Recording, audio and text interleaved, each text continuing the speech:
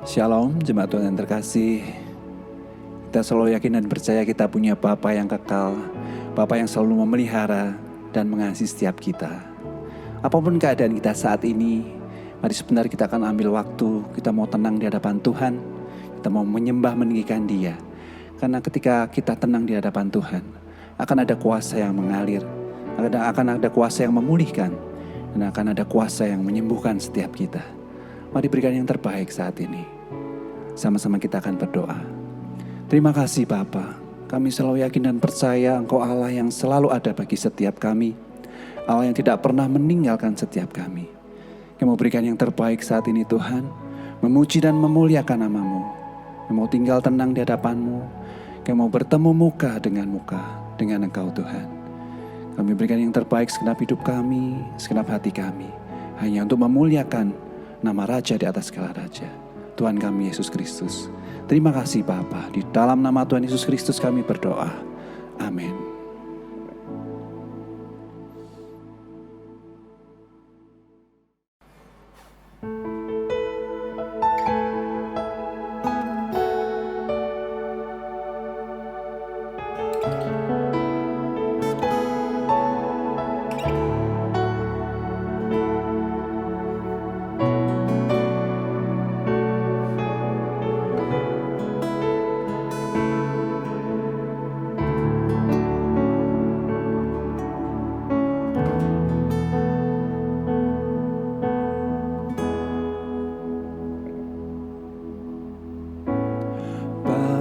Kau mendengar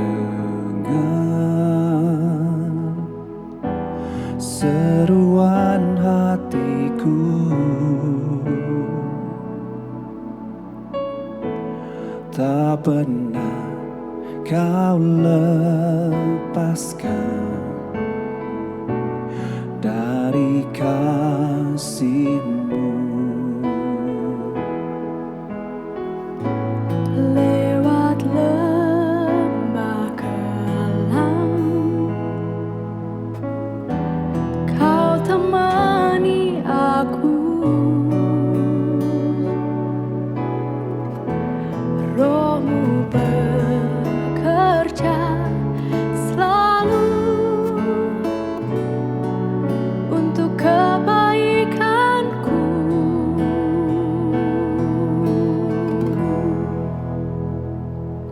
Mengalir kuasa dari tempat maha tinggi, Bapa kekal mulia, Kau hadir di sini, memulihkan hati, menyembuhkan yang terluka.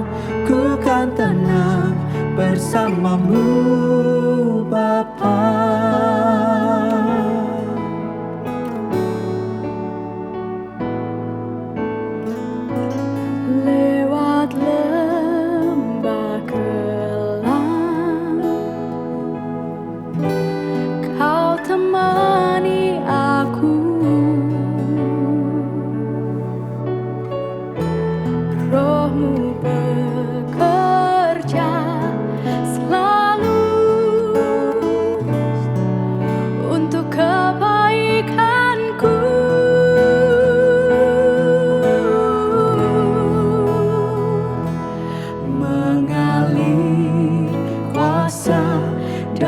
Tempat maha tinggi, Bapa kekal mulia, Kau hadir di sini, memulihkan hati, menyembuhkan yang terluka.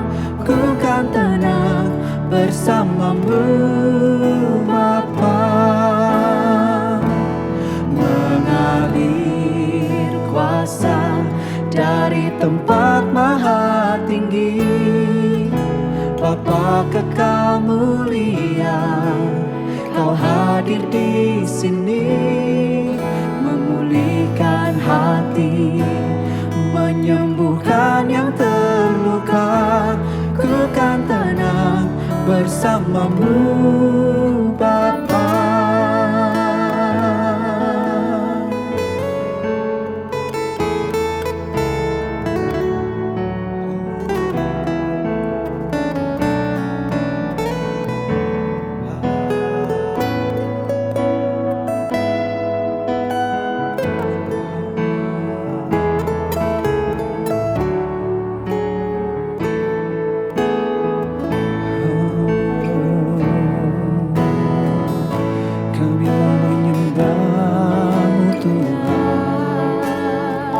Kami mau tenang di dalam Yesus, tenang dalam hadirat-Mu Tuhan. Kami mau bersekutu mencari wajah-Mu Bapa.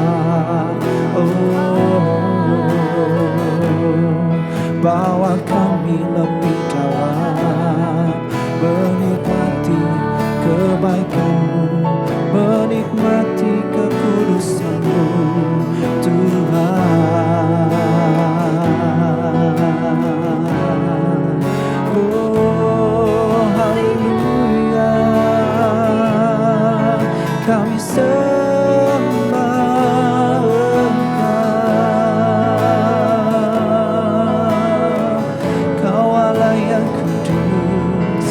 kami rasakan kuasa-Mu mengalir, memulihkan setiap kami Tuhan. Haleluya, kami sembah Allah yang hidup, Yesus.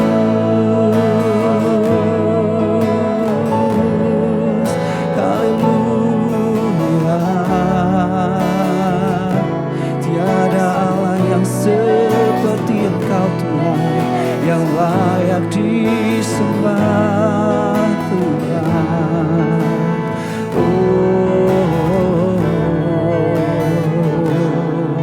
haleluya, kami sembah Engkau. Haleluya. Dan biarlah kuasa-Mu mengalir atas setiap kami Tuhan. Dengan segenap hati kami mau nyatakan, mengalir kuasa dari tempat maha tinggi, Bapa kekal mulia, Kau hadir di sini, memulihkan hati, menyembuhkan yang terluka. Ku kan tenang bersama-Mu Bapa.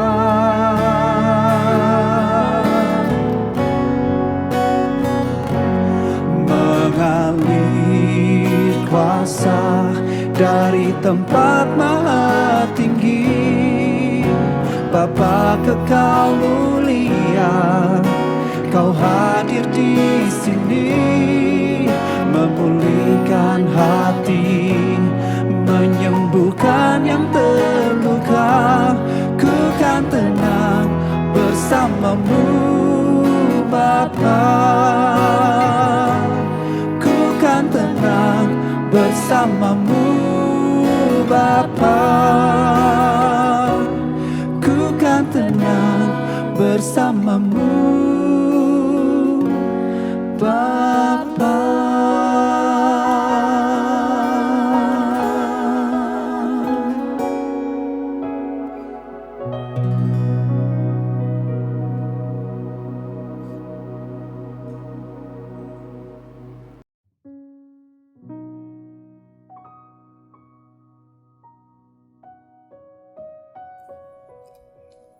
Shalom mempelai Kristus dimanapun kita semua berada. Pada malam hari ini kita berjumpa lagi di acara Kuasanya Tak Terbatas. Kali ini saya didampingi oleh seorang wanita yang luar biasa, yang menjadi inspirasi saya, yang menjadi motivasi saya untuk belajar apa artinya tidak menyerah. Kita percaya bahwa Tuhan tidak berjanji untuk memberikan langit selalu biru, tapi Tuhan berjanji akan terus memberikan kekuatan dan juga jalan keluar yang terbaik buat kita. Tidak berpanjang lebar, saya akan kenalkan seorang wanita yang luar biasa. Namanya adalah Ibu Yani. Mungkin Ibu Yani sendiri yang akan bisa bercerita, berkenalan dengan pemirsa yang ada di rumah ya. Mari Bu Yani, silakan. Shalom mempelai Kristus. Saya Ibu Yani. Saya ibu dari 2 orang anak. Saya bergereja di Betani sekitar 8-7 tahun yang lalu. Itu pun dengan ujian yang luar biasa dalam kehidupan saya. Sebenarnya saya itu Kristen sejak kecil. Jadi hanya Kristen menurut saya saat ini, seperti Kristen KTP. Setelah itu saya beranjak remaja, dewasa, kemudian baptis. Baptis itu seperti hanya kewajiban, bukan ada panggilan. Gak ada kerinduan, belum ada kerinduan gitu ya? Belum ada. Setelah itu saya menikah. Nah, disitulah awal pergumulan saya. Setelah menikah itu sekitar 15-17 tahun, saya tidak bergereja, tidak kemana-mana, seperti tidak ada pegangan. Tapi dalam hati saya ada kerinduan, setiap saat kerinduan untuk kembali. Saya seperti anak domba yang benar-benar tersesat. Akhirnya saya berteman dengan saudara-saudara yang mendukung saya, saudara-saudara yang sangat menguatkan iman saya pada saat itu. Kemudian setelah itu saya tidak usah bersusah payah seperti yang saya perkirakan saat 15 tahun saya tidak ke gereja. Hanya seperti hitungan detik saya ingin ke gereja. Tiba-tiba suami saya itu mengizinkan dengan enteng, bukan tidak ada embel-embel alasan apapun. Saya mau ke gereja.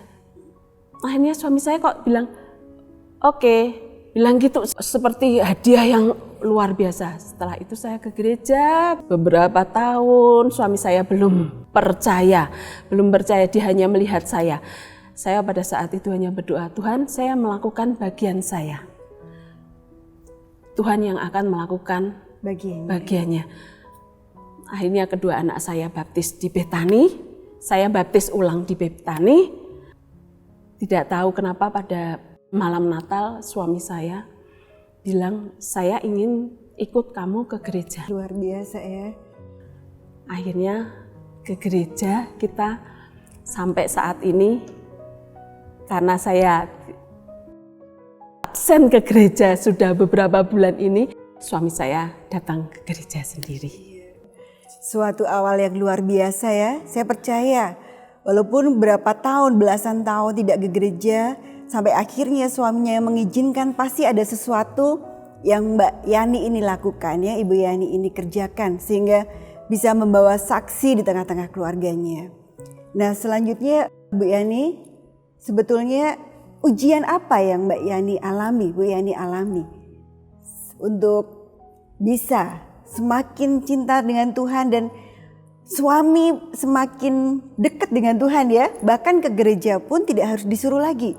Ada kerinduan, ada tiba-tiba ada terpanggil sendiri ke gereja walaupun tanpa Bu Yani datang gitu ya. Sebetulnya peristiwa apa yang Mbak Yani alami ini? Pada saat itu bulan Agustus 2021, awal Agustus, saya mengalami masalah kesehatan. Ada benjolan sebesar telur ayam di payudara sebelah kiri. Tidak terasa sakit sama sekali, saya tidak merasakan gangguan dengan adanya benjolan seperti itu. Akhirnya suami juga bilang, bawa ke dokter, dan anak-anak juga bilang, Ibu bawa ke dokter coba. Pada saat itu saya masih bertahan, sebentar ini tidak merasa sakit. Tapi saya waktu itu berketetapan, ya udah kita bawa ke dokter. Akhirnya ke dokter, di situ dokter bilang, oh iya Bu. Dokter dengan ekspresi yang biasa menurut saya, oh iya Bu ada tumor. Oke, itu nanti diangkat ya Bu. Akhirnya kita jadwalkan rencana operasi. Tanggal 13 saya masuk jam 7 pagi dengan pemeriksaan kesehatan dan lain-lain. Akhirnya sekitar jam 4 itu kita ada operasi. Operasi berjalan lancar, puji Tuhan. Saya juga merasa fit, sehat. Semalam saya di rumah sakit dan hasil dari tumor itu kita bawa ke lab. 10 hari kemudian hasil tersebut keluar. Saya seperti dokter ini, saya penasaran. Akhirnya saya buka, saya di situ tahu sebenarnya. Di situ tertulis kesimpulan dari hasil ini ada tumor filodes ganas grade 1. Pada saat itu saya terdiam. Tuhan, kenapa ini terjadi? Tapi kok saya herannya, saya tidak marah. Saya tidak marah, tapi saya hanya bertanya, Tuhan, kenapa? Akhirnya esoknya saya kontrol ke dokter dengan membawa hasil itu. Dokter juga bertanya, Ibu, ini hasilnya kurang baik. Akhirnya harus dirujuk ke rumah sakit Ken Saras. Saya waktu itu tidak berpikir panjang, saya hanya bilang, siap dok, siap. Soalnya saya ingin sembuh. Pada saat itu berketetapan ingin sembuh. Siap dok, akhirnya saya ke Ken Saras bertemu dokter bedah onkologi. Dokter bedah bilang, iya ini sudah termasuk kanker payudara. Pada saat itu saya hanya terdiam. Iya dok, gitu seperti enteng kayak sepertinya. Untuk iya dok, gitu. Saya diam, saya tidak memberitahukan hal itu ke teman-teman saya. Kalau keluarga saya sudah tidak apa-apa, jalani. Suami saya, anak-anak saya memberikan semangat yang luar biasa. Luar biasa. Sebagai motivator mereka ya, sebagai penyemangat gitu betul. ya Mbak Yani. Jadi mereka hanya tidak apa-apa, ayo jalani. Malah mereka seperti, ibu takut ya. Mereka seperti bercanda. Enggak lah. Tapi ya sempat nggak bisa tidur, itu wajar ya. Akhirnya saya tidak bilang ke teman-teman. Ada seorang teman dengan status saya yang seperti menghibah-hibah, menurut saya lebay. Waktu itu saya lebay, saya kembali ke, kok aku lebay ya waktu itu, saya bilang gitu. Akhirnya teman tersebut, hasilnya baik-baik saja kah? Dia bertanya seperti itu baru saya bisa bercerita panjang. Dan dia juga tidak, ora apa-apa, dia tidak memberikan jawaban seperti itu. Oke, tapi dia dengan kelompok doanya, seperti membuat rencana. Oke, pada saat itu ada perjamuan kudus di gereja. Akhirnya teman bilang ada salah seorang pendeta datang ke rumah membawa perjamuan kudus itu. Di situ pada saat berdoa saya menangis, terus terang menangis. Saya menangisnya bukan aku kok paling menderita sedunia, enggak. Tapi ini Tuhan, ini ada penyemangat untuk saya ini. Dan Tuhan waktu itu, saya lupa itu ayatnya, bersukacitalah senantiasa, berdoalah. Nah itu akhirnya saya seperti membalikkan pikiran saya. Ini hanya badai yang harus saya lewati. Dan saya akan tertidur dalam badai itu karena saya percaya ada Tuhan yang selalu menjaga. Iya ya, kadang-kadang ketika kita mendengar vonis itu rasa-rasanya kuat ya, tapi tiba-tiba ketika sadar pasti ada rasa-rasa ini ya, rasa-rasa down juga ya Mbak Yani, manusia. Ya. Manusia. Ada di mana titik terendah saat kita butuh untuk mengeluarkan air mata. Betul. Dan itu sehat juga ya untuk kita bisa apa adanya ya, terus terang sama Tuhan, bahkan juga keluarga. Supaya apa sih? Supaya didoakan kan gitu ya. Nah, rasa yang paling Mbak Yani alami itu seperti apa sih rasanya gitu loh, ketika itu kan pasti hari demi hari itu kan up and down ya, pasti ada semangat, tiba-tiba ada rasa-rasa kayak putus asa, mengalami nggak seperti itu? Saya benar-benar tertempa di saat saya harus kemo Kan saya harus kemo ya. Waktu itu dokter bilang kita ada program kemo untuk ibu sebanyak 6 kali. Saya tidak tahu apa itu kemo yang sebenarnya. Akhirnya setelah waktunya berjalan saya kemo, ternyata kemo yang saya alami itu adalah kemo yang terpanjang. 49 jam. Saya harus kemo dengan infus dan tertancap di listrik. Itu saya tidak bisa kemana-mana, saya hanya berkegiatan di ranjang.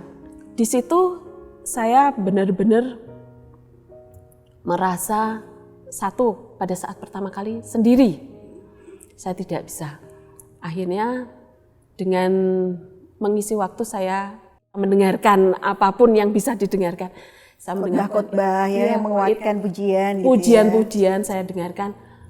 Dan di 49 jam itu saya benar-benar merasa Tuhan itu berkata, ini loh sebenarnya kamu punya waktu yang panjang, bukan waktu yang panjang sebenarnya ya, 49 jam bagi Tuhan kan waktu yang sangat cuma 2 hari kan. Itu ayo ngobrol sama aku, ayo kita benar-benar waktu, iya maksudnya kita berintim-intim ini waktumu. Jadi ya Tuhan benar. Nah itulah, saya tidak merasakan kemo itu sebagai penderitaan. Nah ini waktu Tuhan ini, waktu aku bermanja-manja, aku pingin ngobrol apa saja. Quality time-nya dengan Tuhan ya. Itu yang saya dapat selama ini, selama kemo. Setelah saya menjalani kemo pertama, kemo kedua, biasanya itu kan saya seminggu kemudian kontrol ke dokter lagi. Saya kontrol ke dokter, akhirnya dokter pada saat itu bilang ke saya, payudara sebelah kiri saya harus diangkat. Apa yang dirasakan Mbak Yani waktu itu? Saya bilang, siap dok, dengan ekspresi yang ya nggak mau dihadapi ya? Ya, tapi saya berpikir kenapa enggak sih, hanya sebagian kecil dari tubuh saya. Saya bilang, Tuhan kalau menginginkan seluruh tubuh saya pun saya siap. Gitu ya. Iya. Karena Mbak Yani di awal sudah percaya bahwa ketika memutuskan untuk medis, dokter pun juga kepanjangan dari tangan Tuhan juga. Betul, saya percaya itu. Tuhan, ini dokter yang kamu kirim ke saya. Jadi apapun yang dokter putuskan, saya hanya mengikuti saja. Dalam nama Yesus, saya bilang gitu. Betul. Iya. Luar biasa ya. Kadang-kadang kita tuh melihat penderitaan itu sebagai suatu kesialan, suatu itu ya hukuman kadang-kadang gitu. Tapi kalau kita tetap positive thinking untuk melihat bahwa ujian ini adalah cinta kasih Tuhan, di mana Tuhan mau mengembalikan hati kita kepada Tuhan, itu menurut saya itu tadi kita mendapatkan damai sejahtera, sukacita ya. Saya lihat Mbak Yani dari tadi sebetulnya di awal saya sudah melo-melo ya, pengen sedih, pengen nangis, tapi melihat Mbak Yani yang begitu tegar, sukacita, itu tertransfer loh, menularkan ke saya gitu. Saya jadi tetap ikut sukacita gitu ya. Nah sebetulnya apa sih yang Mbak Yani dapatkan selain keintiman dengan Tuhan, diperbarui rohnya ya, diperbarui jam-jam doanya, apalagi sih Mbak Yani yang bisa dibagikan untuk kita semua? Mungkin banyak juga pemirsa yang mengalami hal yang sama, mungkin pergumulan yang rasa-rasanya bertubi-tubi. Mbak Yani ini juga sedang mengalami proses penyembuhan dalam pengobatannya ya. Belum ada ending, maka ini betul-betul kanker ini sudah lulus dari hidupnya atau sudah hilang dari tubuhnya. Tapi kita melihat proses semangatnya, kita melihat kekuatan yang Tuhan berikan ini yang benar-benar memberkati kita semua ya. Gimana Mbak Yani? Apa yang didapat Mbak Yani? Selain keintiman dengan Tuhan. Tuhan izinkan ini terjadi pada saya, pasti ada rencana indah di balik itu. Amin. Saya bukan mengatakan ini penyakit, ini kutukan, bukan. Saya tidak pernah seperti itu. Seperti orang kuat ya saya berarti waktu itu. Ya, memang merasa ya. sok religius. Pasti orang-orang berkata, "Masa kamu nggak sedih sih?" Enggak. Tapi kayaknya sok religius pada saya. Saya itu orang biasa, saya khotbah aja nggak bisa. Saya pelayanannya apa sih? Nggak ada. Cuman saya merasakan apa yang saya alami ini sebagai berkat.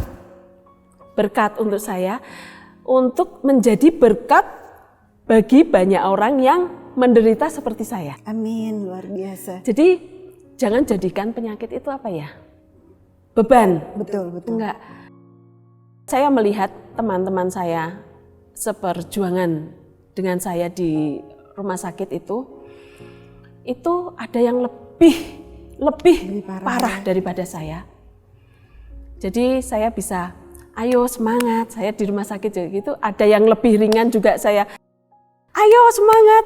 Jadi saya di kamar itu, sepertinya kalau saya datang, maaf, bukan saya sok gagah nih, saya kalau datang gitu mesti, ayo semangat, ini pasti ada Bu Yani semangat ini. Jadi sudah jadi berkat ya? Iya, saya senang akhirnya.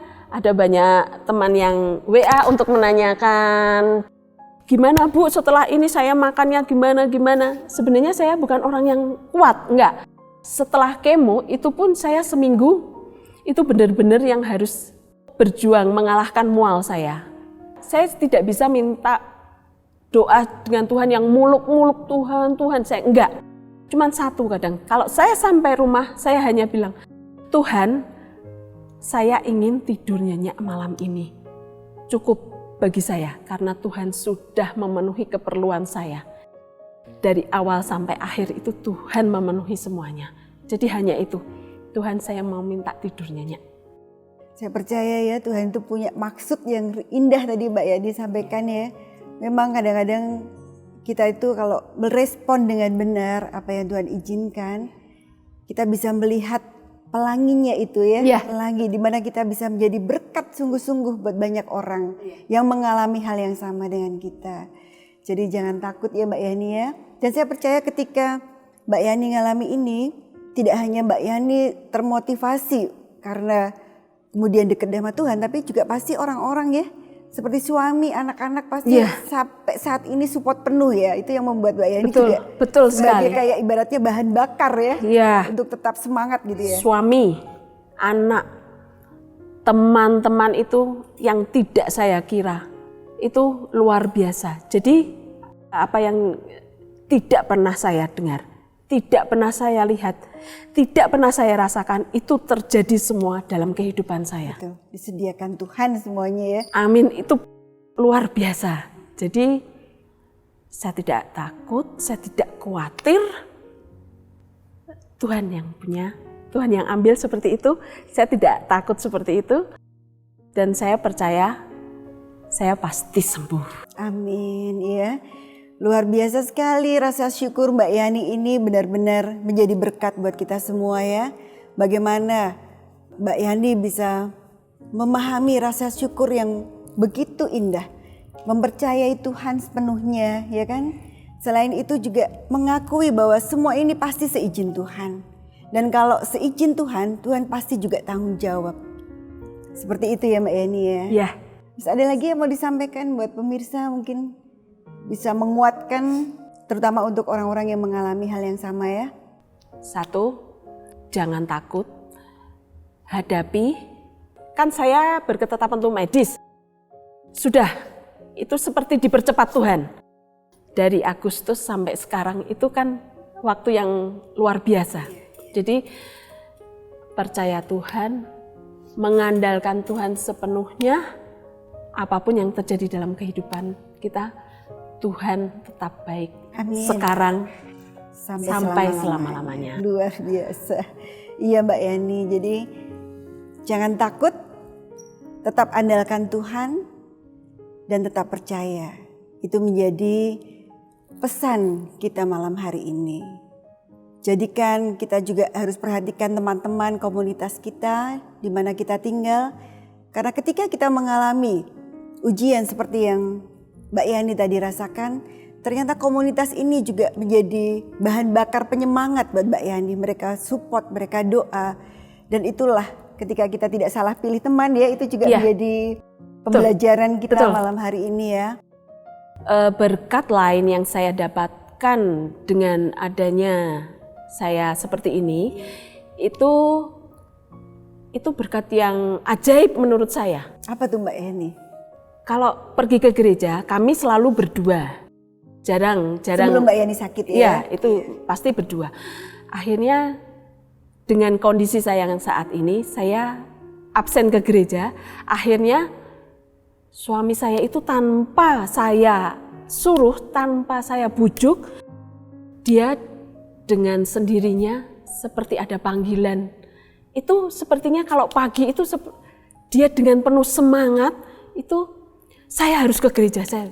Nah itu suami saya datang beribadah, bener ya Mbak ya. Datang beribadah sendirian sekalipun. Dia Tanpa Mbak Yani ya. Ya itu berkat yang menurut saya Tuhan hadiah. Ya sepertinya sakit saya ini bukan sakit lagi akhirnya. Saya harus sehat dan dia berjanji waktu itu ingin menemani saya sampai memutih rambut kami. Amin. Tuhan dengar ya Mbak Yani ya, tetap semangat, tetap berpengharapan ya, karena memang pengharapan di dalam Tuhan tidak ada yang sia-sia. Ya. Ya. Itu luar biasa dan itu janji Tuhan buat kita semuanya. Buat Mbak Yani juga, saya juga pemirsa yang ada di rumah. Terima kasih Mbak Yani untuk waktunya, sangat memberkati kita semua ya, kesaksian dan apa yang dialami, bahkan berkat-berkat luar biasa dari pembelajaran ini membuat kita semua menjadi dewasa ya Mbak Yani ya. Demikian mempelai Kristus yang sudah kita dengar kesaksian dari Ibu Yani. Semoga memberkati kita semua. Apa yang dialami, apa yang dirasakan, dan apa yang didapat Mbak Yani, biarlah bisa menginspirasi kita semuanya. Puji Tuhan, terima kasih, Tuhan Yesus memberkati. Amin. Haleluya, puji Tuhan. Kita mendengar kesaksian yang indah dari Ibu Yani, dan saya yakin saudara belajar banyak akan hal itu, dan saya juga.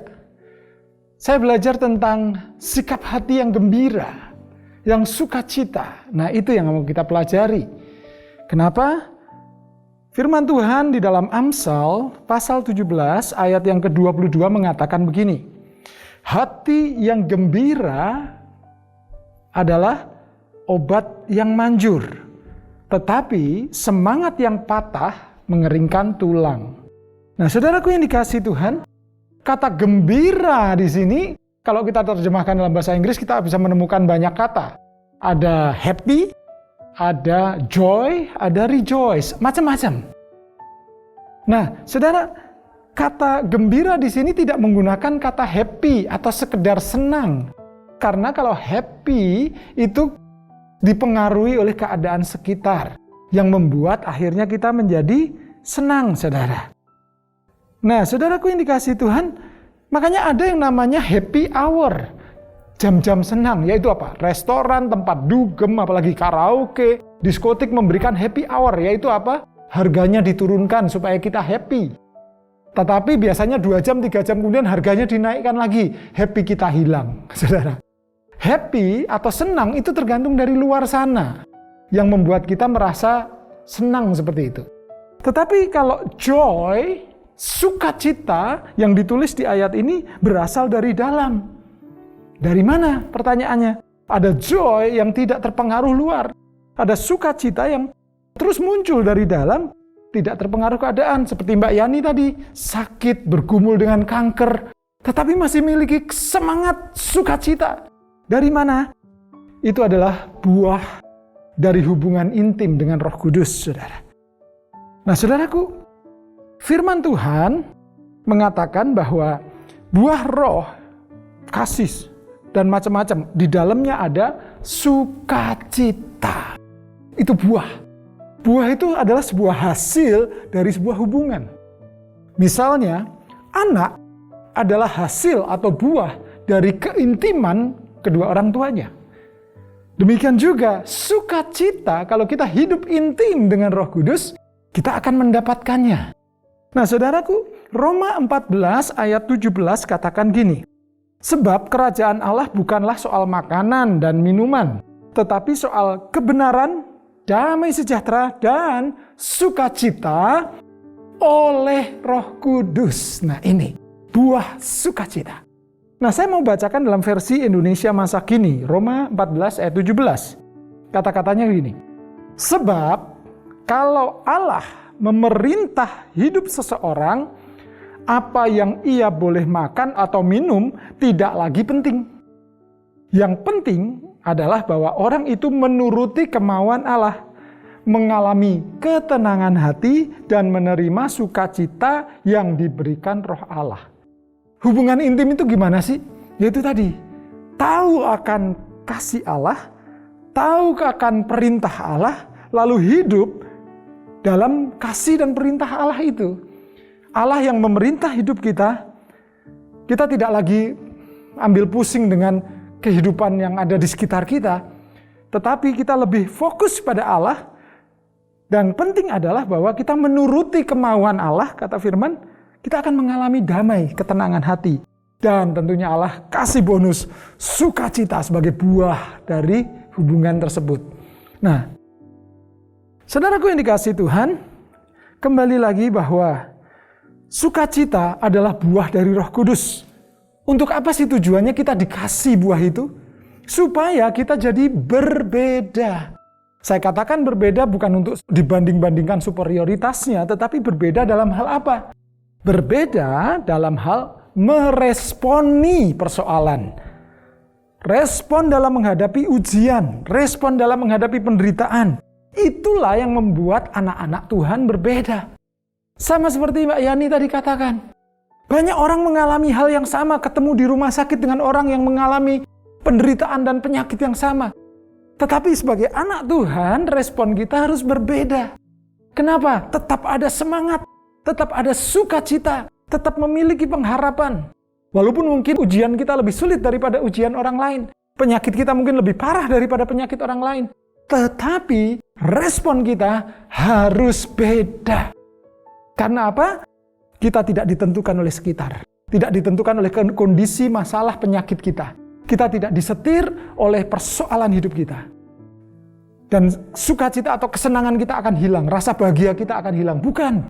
Tetapi kita memiliki Roh Kudus yang bergaul intim dengan kita dan akan memberikan joy, sukacita, kegembiraan, semangat untuk menghadapi persoalan di luar sana. Itulah yang membedakan anak-anak Tuhan. Selalu merespon dengan sukacita, antusias, semangat. Puji Tuhan, karena firman Tuhan mengatakan, "The joy of the Lord is my strength." Tuhan memberkati kita. Mari kita berdoa. Tuhan, kami mengucap syukur Kau tidak pernah meninggalkan kami. Untuk itulah kami belajar terus membangun hubungan yang dekat, yang intim dengan Tuhan, dengan Roh Kudus. Sehingga menghasilkan buah sukacita dalam hidup kita. Buah kasih dalam hidup kami. Dan biarlah itu membuat kami bisa menjalani hari-hari kami dengan tetap memiliki ketenangan hati, kebahagiaan, damai sejahtera dalam menghadapi persoalan hidup kami masing-masing. Entah itu persoalan ekonomi, hubungan keluarga, kesehatan, ketakutan, dan masa depan, atau apapun juga. Biarlah itu kami hadapi bersama Roh Kudus yang membuahkan sukacita, yang menjadi kekuatan kami. Sehingga respon kami dalam menghadapi persoalan boleh berbeda. Kami tetap menjadi anak-anak terang yang bercahaya di depan banyak orang, sehingga mereka melihat kemuliaan Tuhan terbit atas hidup kami. Terima kasih Tuhan, berkati mempelai Kristus semuanya, dalam nama Tuhan Yesus Kristus. Amin. Sekali lagi, selamat tahun baru. Tuhan Yesus memberkati, hadapi dengan sukacita. Amin.